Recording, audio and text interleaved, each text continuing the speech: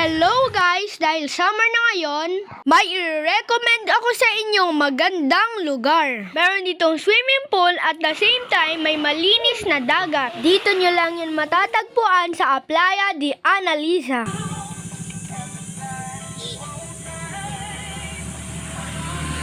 Tara guys, samahan nyo na kami! Siyempre guys, magbabayad muna tayo ng entrance bago tayo makapasok dito. Oh, kita nyo naman guys, napakalinis at napakaliwalas ng lugar. May mga rooms pala sila dito kung balak nyo mag-overnight. Ba, ano pa bang iniintay ko? Ay, dito malo na ako. Kung mapapansin nyo pala guys, kami lang ang tao dito ngayon. Aba, ay solo flight man din namin. Aba, eto nga si mama, nagpakit muna bago maligo. Ganda ka, girl! Tingnan nyo naman guys, napasayaw pa ako dito kahit walang tugtog. Oh, ang galing ko mag-dive, di ba? Saturday and Sunday nga pala yung family time namin. Oh, ay aso! Ganito ang swimming mag-aso. Eto nga si Papa, gustong ipamoy ang kilikili niya kay Mama. Di pa talaga siya nakontento, inamoy pa niya talaga. Ay, ano ka na, Papa? Hello guys, that's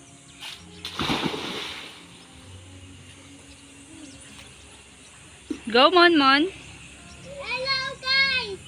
Ako sunod!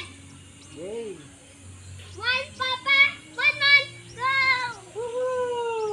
At nag-decide naman kami pumunta kami sa dagat. Nakaka-amaze rin pala dito kasi ang linaw ng dagat.